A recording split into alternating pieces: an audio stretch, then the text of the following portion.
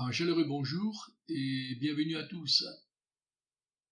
Au mois de mars 2017, le président français Emmanuel Macron avait exprimé une volonté de mettre fin au pessimisme ambiant. J'ai décidé, avait-il prononcé, de me présenter à l'élection présidentielle car je veux redonner à chaque Française et à chaque Français confiance en eux, confiance en la France et dans notre capacité collective à relever nos défis. Ce faisant, nous redonnerons à l'Europe et au reste du monde confiance en notre pays. 3 années ont passé et le mandat du plus jeune président de la Ve République a été bouleversé par une crise sociale sans précédent, illustrant par la même occasion le déficit de la confiance des Français. Ceux-ci se montrent particulièrement inquiets à propos de l'avenir de la planète, avec une préoccupation grandissante pour les problématiques environnementales. C'est le mot méfiance qui prédomine aujourd'hui, et non plus le mot confiance. En lisant la presse, en étant à l'écoute des différents reportages au cours de ces dernières semaines, nous avons été en capacité de relever la température du climat social qui s'annonce. Un grand nombre de personnes se sentent menacées par les bouleversements du monde contemporain et par l'obligation de s'y adapter le plus vite possible. L'individualisme s'installe, car nombreuses sont ces personnes qui ont perdu confiance, en oubliant l'importance et la nécessité de coopérer avec les autres pour bâtir un projet commun. Or, nous savons qu'une société où la confiance n'existe plus perd ses repères. Au regard de ces mots, nous pourrions ajouter l'importance de réfléchir à ce qui fonde le vrai lien qui relie les chrétiens, en se détachant notamment de l'idée de confiance uniquement en soi qui exclut les autres. Je lisais récemment que les personnes qui vivent sans questionnement risquent un jour de se heurter brutalement au côté absurde de l'existence sans Dieu.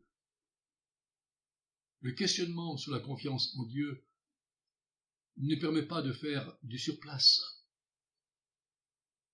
mais cette confiance nous permet d'avancer, car c'est une marche incessante, elle se vit tout en donnant une direction à notre vie. Ce mot confiance a été si souvent cité et utilisé dans diverses circonstances qu'il s'avérait intéressant de revenir sur la vraie confiance, celle qui donne un projet de vie, qui procure de l'espérance, de l'assurance, même de la persévérance, celle qui nous pousse aussi à prendre des initiatives, à relever les défis, tout en nous projetant vers un avenir sûr, construit sur des promesses où la méfiance n'apparaît pas, car elle n'y a plus sa place.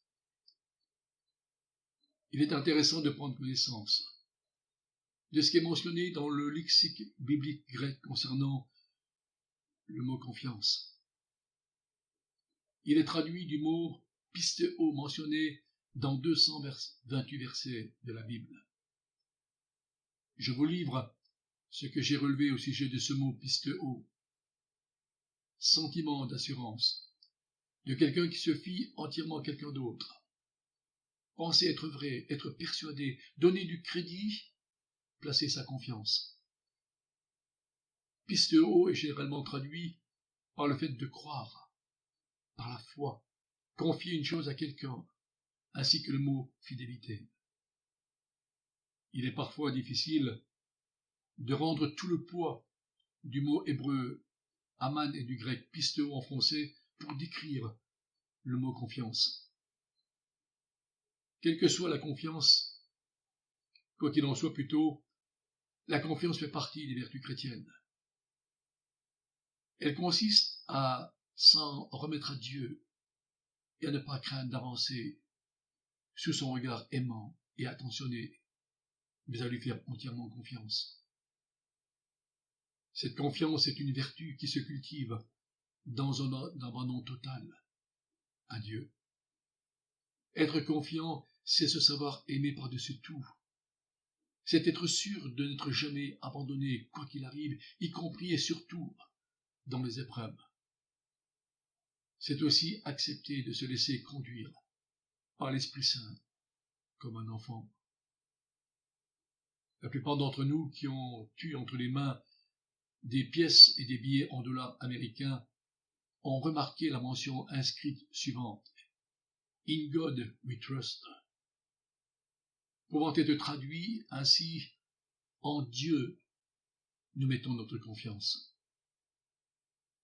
Cela peut paraître ironique et paradoxal lorsque nous savons que ces dollars circulent de main en main, des millions de fois par jour, sans pour autant que le sens de cette devise soit considéré et pris vraiment en considération. Car nous pouvons nous poser la question suivante: cette devise sur la confiance en Dieu ferait-elle partie de la vie de ceux qui utilisent cette monnaie chaque jour, au point de s'être imprimée dans le cœur de ces millions de gens? La réponse est qu'il est fort probable que la confiance d'une grande majorité repose avant tout sur les dollars plutôt que dans la devise inscrite sur les billets. Frères et sœurs, à la lecture de cette introduction et au regard de ce que nous venons de vivre au cours de ces 4 derniers mois, nous est-il arrivé de nous poser cette question suivante, parmi d'autres en toute simplicité: ma confiance en Dieu s'est-elle renforcée ces derniers mois? Il est vrai que cette question peut s'avérer pertinente lorsqu'on y réfléchit sérieusement, mais nous découvrirons au cours de ce message qu'il est parfois très utile et enrichissant de s'interroger, se laisser interpeller par cette confiance qui est mise à l'épreuve tout au long de notre existence. Car les Écritures nous procurent des réponses précieuses au sujet de la vraie confiance, celles que nous pouvons placer en toute quiétude dans l'étude de la parole et dans les promesses de Dieu. Nous allons prendre une première écriture, le psaume 62. Nous allons voir que nous assistons ici à une recommandation plus qu'intéressante, car elle souligne l'importance de se confier en Dieu. Et ceci, non pas uniquement quand tout va bien dans nos vies. Nous lisons ceci dans le psaume 62 et le verset 9. En tout temps, peuple, confiez-vous en Dieu. Cette expression, en tout temps, confiez-vous en lui, mérite toute notre attention, car elle sous-entend qu'il y aura certes des temps, des moments calmes et paisibles dans nos vies, au cours desquels nous aurons plaisir à nous confier en Dieu. Mais aussi, nous serons confrontés à des temps plus sensibles, des temps de relâchement, de découragement, où le fait de se confier à Dieu pourrait être plus compliqué. Tout comme vous le savez, il est facile de faire confiance à Dieu quand les choses vont comme nous le voulons et quand la vie nous apporte ce dont nous désirons. Mais lorsque les épreuves surgissent et s'abattent sur nous, nous pouvons être parfois remplis de doutes et rester même stupéfaits par toutes sortes d'événements qui échappent à notre contrôle. Johnny Erickson Tada n'avait que 17 ans quand sa vie a basculé. Cette jeune fille s'était rendue à la plage avec sa sœur. Un simple plongeon l'a rendue tétraplégique. Cela fait désormais plus de 50 ans qu'elle vit dans son fauteuil roulant. Malgré ses souffrances, son handicap, elle est devenue l'une des principales militantes internationales en faveur des personnes handicapées. En 1979, elle a fondé une organisation qui s'est rapidement développée pour offrir des programmes centrés sur le Christ aux familles, aux églises et aux communautés ayant des besoins spéciaux. Johnny a survécu au cancer du sein à 2 reprises. Elle continue de servir activement le Seigneur à travers son ministère. Dans l'un de ses livres intitulé « Quand Dieu pleure », elle aborde le comment nous pouvons faire confiance à Dieu face à tant de chagrin, à tant de douleur. L'importance à dépendre de l'amour et de la miséricorde de Dieu en dépit de nos doutes, de nos peurs, de nos édits, de nos désirs, de nos interrogations, de nos questions. Forte de ces 50 années de handicap, Johnny peut affirmer avec conviction que Dieu peut la guérir. Mais elle a aussi compris que ce n'était peut-être pas sa volonté pour cette vie. Cependant, face à nos incompréhensions, nos questions, nous pouvons décider, dit-elle, et oser faire entièrement confiance à la sagesse infinie de Dieu. Prenons Proverbe au chapitre 3. Voyez-vous, frères et sœurs, donner du sens à une épreuve nous invite à se défaire de ses angoisses en mettant des mots que Dieu a inscrits dans sa parole, en vue de parvenir avec son aide à se confier totalement à lui en tout temps. Proverbe chapitre 3, le verset 5. Nous lisons ceci. Confie-toi en l'Éternel de tout ton cœur et ne t'appuie pas sur ta sagesse. La version Bible Parole de vie est plus parlante encore. Ne t'appuie pas sur ton intelligence, mais de tout ton cœur, mets ta confiance dans le Seigneur. Si Dieu recommande à l'homme de ne pas s'appuyer sur sa confiance, c'est que cette tendance existe chez lui. Mais il n'y a rien de plus fort que la confiance en Dieu. Il n'y a rien de plus grand que Dieu et sa parole. Voilà pourquoi la parole de Dieu, transcrite dans un livre qu'est la Bible, s'est invitée entre nos mains pour le temps du voyage sur terre. Elle renferme une somme de réponses à nos interrogations, à nos besoins, pour nous enseigner, nous instruire et nous convaincre, afin que nous mettions notre totale confiance en Dieu.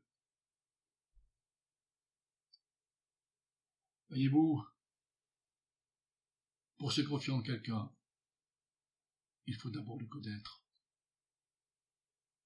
C'est ce que nous enseigne la parole, qui nous fait connaître et découvrir Dieu, un Dieu d'amour, un Dieu d'écoute, qui nous est révélé dans la personne et par le don de son Fils. Plus nous le connaîtrons, plus nous le découvrirons et mieux nous pourrons nous confier en lui. Vous serez d'accord pour dire que nous ne pouvons pas faire confiance à quelqu'un que nous ne connaissons pas ou très mal. Quel est le secret pour apprendre à connaître Dieu? Voyez-vous, la confiance n'est pas un sujet banal. Il mérite que l'on prenne un temps suffisant pour en connaître sa richesse. La confiance est l'un des ingrédients le plus important d'une relation. Mais elle est fragile, cette confiance. Construite dans l'enfance, elle a besoin d'être entretenue et protégée. Mais comment faire lorsqu'on n'a pas appris à se faire confiance et à jamais faire confiance aux autres? Quel impact cela peut-il avoir par la suite sur notre confiance en Dieu? En matière de confiance, il est clair que nous ne sommes pas tous logés à la même enseigne. Celui qui a grandi dans un environnement digne de confiance aura plus de facilité à faire confiance, ce qui facilitera par la suite sa confiance en Dieu. Notre façon de nous comporter dans nos relations avec notre entourage et avec Dieu est déterminée dans une large mesure par la nature de notre relation avec nos parents dans notre jeune âge.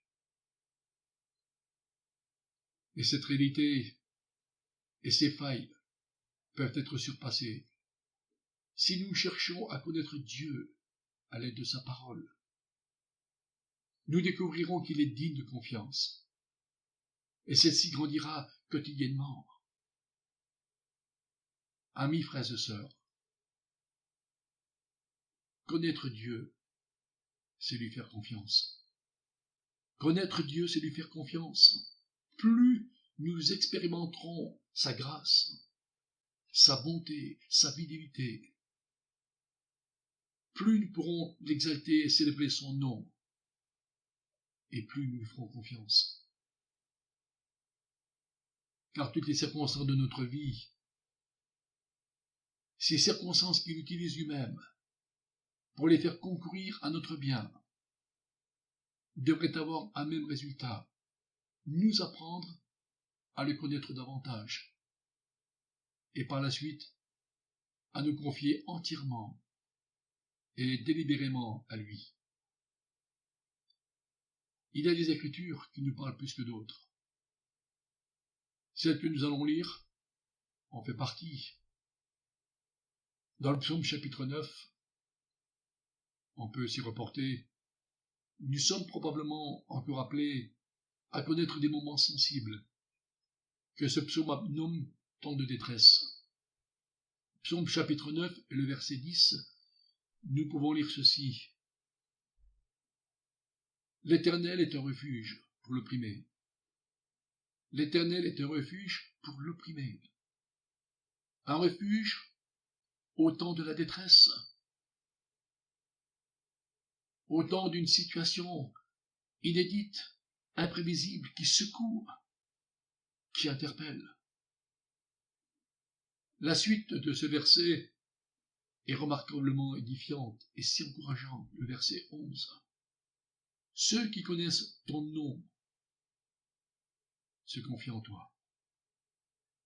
Ceux qui connaissent ton nom se confient en toi. Elle est puissante, elle est stimulante, cette écriture. Remarquons bien que nous parlons ici d'une catégorie de personnes qui connaissent, qui ont appris à connaître son nom. Quelle que soit la nature des situations sensibles, notre confiance en Dieu va devenir un véritable refuge. Et on pourrait dire, avec les mots que nous entendons aujourd'hui, un geste barrière. Ceux qui ont fait, nous dit ce psaume, l'expérience de ton nom, ceux qui ont fait l'expérience de tes promesses, de ton amour, qui ont pris le temps de te connaître, de te découvrir, se réfugient en toi, au temps de la détresse, parce qu'ils ont confiance et qu'ils aiment se confier à toi, Seigneur, en toute sécurité. Cette confiance dont on parle ici est une vertu qui s'enrichit le temps que nous passons avec Dieu, affermissant notre relation avec lui. Cette vraie confiance ne nous enferme pas en nous-mêmes, mais elle nous libère de nos peurs. Elle nous ouvre à la confiance en l'avenir. Elle nous incite à affronter courageusement les problèmes de notre existence et de notre époque. On peut se reporter à Jérémie au chapitre 17. Dans ce chapitre 17 de Jérémie, Dieu utilise des éléments de la nature pour décrire les bénédictions qui accompagnent celle ou celui qui se confie en lui, quelles que soient les saisons de sa vie. Qui mieux que le Créateur peut prendre soin de ses créatures? Sûrement pas la créature elle-même ou une autre créature. Le verset 7 nous bénit par cette compréhension que Dieu nous donne dans Jérémie chapitre 17, le verset 7. Béni, notez bien, béni soit l'homme qui se confie à l'Éternel. Béni soit l'homme qui se confie en l'Éternel et dont l'Éternel est l'espérance. Vous ne trouvez pas cela merveilleux de voir apparaître le mot espérance associé à la confiance en Dieu, c'est-à-dire que ces deux mots sont liés. Ces deux mots sont devenus indissociables. L'espérance se trouve dans celui qui a confiance en l'Éternel. De plus, nous lisons qu'il est béni du fait qu'il se confie en Dieu. Béni soit l'homme qui se confie en l'Éternel. Verset 8, poursuivons. Cet homme qui est béni du fait qu'il se confie en Dieu, il est comme un arbre planté près des eaux et qui étend ses racines vers le courant. Elle est belle cette métaphore qui dégage cette image, cette belle image de celui qui s'abreuve aux sources d'eau vive du Saint-Esprit pour y puiser sa confiance en l'Éternel, pour se solidifier telles des racines bien implantées d'un arbre et son espérance étant éternelle. Il n'aperçoit point la chaleur quand elle vient. Quelles que soient les circonstances, les conditions météorologiques, les imprévus, les intempéries de la vie, il n'est pas ébranlé, il n'est pas déstabilisé, son feuillage reste vert, c'est-à-dire que sa confiance en Dieu, elle reste intacte, elle ne bouge pas. Cet homme est sujet aux bénédictions de Dieu. Dans l'année de la sécheresse, au plus fort d'une situation compliquée, il n'a point de crainte. Il est courageux, il est entreprenant. Il ne cesse de porter du fruit. C'est-à-dire qu'il continue d'exercer de la compassion, de la bonté, d'éclairer les endroits sombres de son entourage à l'aide de la lumière qui brille en lui.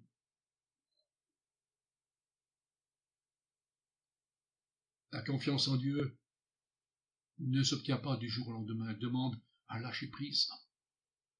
Lui faire confiance dans les moments d'obscurité, même si parfois nous ne comprenons pas toujours ce qui se passe. À nouveau, un verset dans les psaumes, et si parlant et encourageant qu'on peut s'y reporter dans le psaume 37 et le verset 5. Psaume 37 et verset 5, une recommandation qui nous est donnée ici. Recommande, disons-nous, ton sort à l'Éternel. C'est beau. Recommande ton sort à l'Éternel. Nous avons tant de choses à recommander à Dieu. Mets en lui ta confiance. Et remarquez bien le résultat final. Après avoir recommandé notre sort, notre situation, notre souffrance, notre préoccupation, notre souci majeur à l'Éternel, et hormis notre confiance en lui, nous voyons la finalité.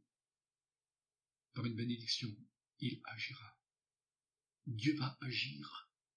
Magnifique, pour ne pas dire extraordinaire, vous ne trouvez pas? C'est super encourageant. Ces quelques mots en toute simplicité, ils résonnent très fort dans nos cœurs et dans nos esprits. Dieu nous promet d'agir dans nos vies, sans pour autant que nous exercions ou que nous nous imposions un travail titanesque, mais juste lui déposer notre situation, notre souffrance du moment, en toute confiance, afin de le voir agir d'après sa volonté et œuvrer puissamment dans notre vie. Laissez agir Dieu en nous. Laissez son esprit nous façonner, nous conduire en des lieux et des situations auxquelles nous n'aurions jamais pensé. Voilà qui réclame de notre part une véritable confiance. Quel regard portons-nous sur les promesses bibliques qui sont devenues, sur ces personnages bibliques qui sont devenus des monuments, voire même des héros spirituels, après avoir souffert ces personnes de manque de confiance? Moïse fit preuve d'un manque de confiance en soi évident. Il a dit à Dieu, qui suis-je pour aller vers Pharaon? Que leur répondrai-je? Ils ne me croiront pas, ils n'écouteront pas ma voix. D'ailleurs, comme tu le sais, Seigneur, j'ai la bouche et la langue embarrassées. Moïse poursuivant en ces termes, ah Seigneur, envoie qui tu voudras envoyer. Malgré l'insistance de Dieu, Moïse résiste.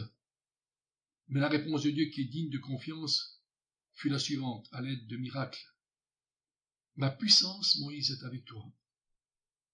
Ma puissance est avec toi. Ceci remplit de confiance Moïse, qui réalisa tant de miracles préparés par Dieu, comme nous le savons. Mais le personnage qui m'intéresse aujourd'hui, pour illustrer la confiance parmi tous ces héros de la Bible, si je peux dire, tous ces personnages, pour illustrer la confiance en Dieu, est un petit bonhomme. Un petit bonhomme qui ne demandait qu'une chose, à rester dans la maison tranquille de son père. Cette histoire se situe dans le livre des Juges au chapitre 6. Un nommé Gédéon battait du froment au pressoir pour le protéger de Madian qui opprimait les enfants d'Israël. Un événement inattendu surgit dans la vie de cet homme. C'est ce que nous lisons au verset 12 de Juges, chapitre 6. L'ange de l'Éternel lui apparut. Imaginons un peu la scène, si on peut l'imaginer, d'un ange qui surgit de nulle part, qui nous apparaît. Pour l'entendre dire, l'Éternel est avec toi, vaillant héros. Vous ne trouvez pas cela surprenant? Il n'a jamais combattu, ni accompli de grands exploits. Et voici qu'il s'entend dire qu'il est un vaillant héros. Est-ce que cela vous est arrivé dans votre vie ou dans ma vie? L'ange de l'Éternel s'introduit dans la vie de Gédéon pour lui révéler que Dieu est avec lui et pour lui dire deux mots qui font du bien, deux mots qui encouragent, deux mots qui stimulent en période de conflit, d'occupation de l'ennemi, en période de détresse. Vaillant héros, qui signifie plusieurs choses. Solide caractère, plein de vigueur, d'allant et d'énergie, valeureux et brave. Gédéon n'a pas encore combattu les Médianites, mais Dieu voit en lui un vaillant héros. Dieu voit en chacun de nous, frères et sœurs, une personne unique, remplie d'un potentiel qui ne demande qu'à être exploré, exploité. Malgré ce compliment renversant que reçoit Gédéon et l'assurance que Dieu place en lui, il doute, il n'a pas confiance. Il y a de quoi. Cet élan d'optimisme et de motivation ne semble pas du tout à fait correspondre à son état d'esprit du moment. C'est ce que nous pouvons lire au verset 14. Alors l'Éternel se tourna vers lui et dit, « Va, avec cette force que tu as, et délivre Israël de la main de Madian. N'est-ce pas moi qui t'envoie? Ce n'est pas n'importe qui, Gédéon, qui t'envoie, c'est moi l'Éternel qui t'envoie, et qui est avec toi. N'as-tu pas suffisamment confiance en moi, Gédéon? » Tout comme Moïse et d'autres figures bibliques, Gédéon va trouver des excuses, car cette confiance totale en Dieu ne l'habite pas toujours. Pour répondre favorablement aux directives de Dieu. D'autant plus que les Médianites, lorsque nous étudions cette histoire, nous pourrions dire n'étaient pas des tendres ni des enfants de cœur. Remarquons d'ailleurs ce que va répondre Gédéon à Dieu, verset 15. « Ah, mon Seigneur, avec quoi délivrerai-je Israël? Voici, il faut que tu te mettes à l'évidence, Seigneur. Voici ma famille est la plus pauvre en Manassé. Et comme tu le sais, je suis le plus petit dans la maison de mon père. » Il essaye. Tout ce qui est en son pouvoir, il essaye pour se défaire de cette situation, de cette responsabilité que Dieu peut lui confier, en trouvant toutes sortes d'excuses. Il affiche ses doutes et son scepticisme par rapport à lui-même. Gédéon se sent tout petit. Le plus petit est totalement incapable d'accomplir la tâche que Dieu veut lui confier et réaliser en lui et à travers lui. Mais Dieu a de grands projets pour Gédéon. Il lui promet de battre Madian comme un seul homme. Au verset 16, nous lisons ceci. L'Éternel lui dit, « Mais je serai avec toi, Gédéon. Et je peux t'assurer, tu battras Madian comme un seul homme. Je serai avec toi, tout comme il est avec nous aujourd'hui. » C'est trop beau parfois pour croire à une telle réalité. Car la réaction des hommes est très contrastée, parce qu'ils regardent à leur propre force. Ils regardent à leurs propres conditions, leurs petits moyens. En considérant l'ampleur de la tâche, il est clair bien évidemment que la mission est quasiment impossible. L'ange a pourtant bien mentionné que Dieu était avec lui. Dieu ne compte pas sur les forces inexistantes de Gédéon pour faire avancer les choses. Il l'associe à ses ressources, toutes les ressources de Dieu qui seront mises à son service pour remporter ce combat. Mais visiblement, ce n'est pas ce que Gédéon a retenu et désire.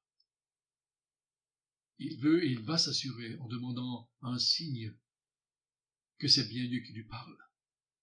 Donc nous voyons ici, arrivé à ce stade de cette situation, que le doute persiste chez Gédéon.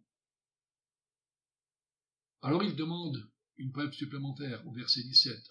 « Si j'ai trouvé grâce à tes yeux, donne-moi un signe pour montrer que c'est toi qui me parles. » Gédéon a eu le signe demandé.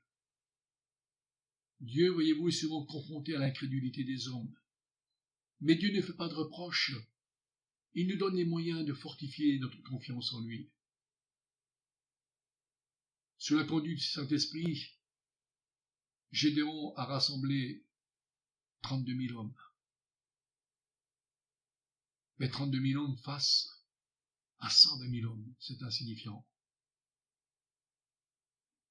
Alors il veut puiser encore de la confiance en Dieu pour faire le pas suivant qui lui apportera une entière confiance. Car il a conscience que sa confiance en Dieu est bien fragile. Alors pour y remédier, il va encore lui demander un autre signe au verset 37. C'est ce que nous lisons au verset 37. « Voici, je vais mettre une toison de laine dans l'air. Si la toison seule se couvre de rosée et que tout le terrain reste sec, je connaîtrai que tu délivreras Israël par ma main, comme tu l'as dit. » Il avance. Il voit maintenant que c'est Dieu qui va utiliser sa main pour délivrer Israël de Madian. Prêt au combat, Gédéon semble maintenant être plein d'assurance. Il est rempli de confiance en Dieu. D'un côté, il y a une armée de 32 000 hommes, et en face, bien sûr, il y a 120 000 hommes. Mais Dieu lui a montré à l'aide de plusieurs signes qu'il était avec lui. Donc plus de problèmes, plus de doutes, tout est OK pour lui. L'état d'esprit de Gédéon a bien évolué depuis sa rencontre avec l'ange de l'Éternel. Il semble qu'il commence à y croire cette victoire. Il a fait tout un cheminement de confiance et de foi envers Dieu.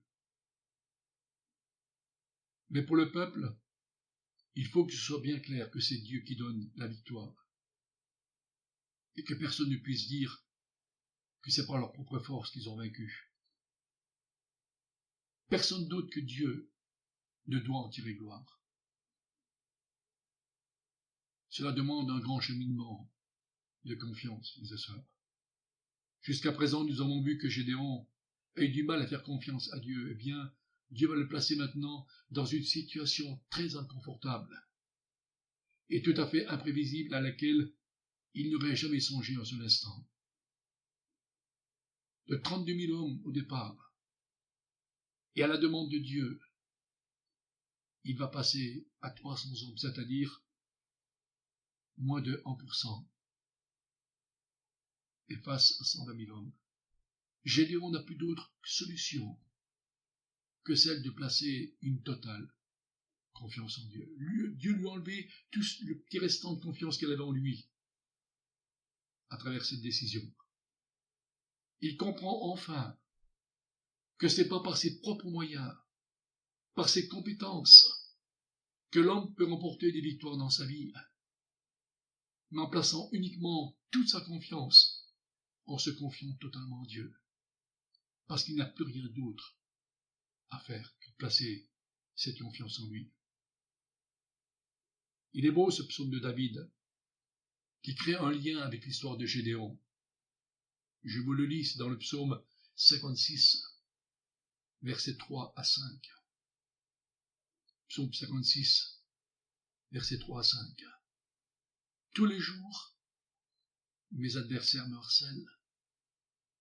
Tous les jours, mes problèmes surgissent, me harcèlent. Ils sont nombreux, ils me font la guerre comme des hautains. Quand je suis dans la crainte, quand je suis animé par la crainte, comme Gédéon, en toi, Seigneur, je me confie. En toi, je me glorifierai. Je me glorifierai en Dieu. Je me glorifierai en sa parole. Je me confie en Dieu. Je ne crains rien. Notez bien, non pas je crains un petit peu ou beaucoup moins, non, je ne crains rien. Magnifique écriture sur cette équation de la confiance en Dieu. Dans la crainte, je me confie en Dieu, égale, je ne crains rien. Je ne crains rien. Vous connaissez l'histoire, ou la fin de l'histoire de Gédéon, qui se solda par une victoire totale et sans bavure, qui l'amena à se prosterner après avoir entendu le récit du songe d'un homme que nous lisons dans le verset 15 de Juge chapitre 7. Lorsque Gédéon eut entendu le récit du songe et son explication, il se prosterna, revint au camp d'Israël et dit, « Levez-vous, car l'Éternel a livré entre vos mains le camp de Madian. »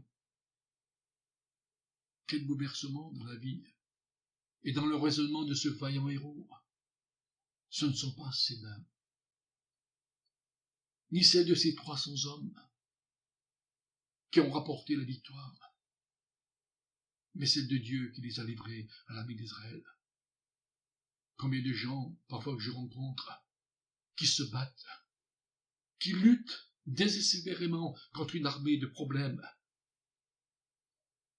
et qui n'ont peut-être pas encore appris cette leçon magnifique de Gédéon, que c'est Dieu qui remporte la victoire pour nous. Lorsque il n'y a plus rien d'autre que de faire confiance à Dieu.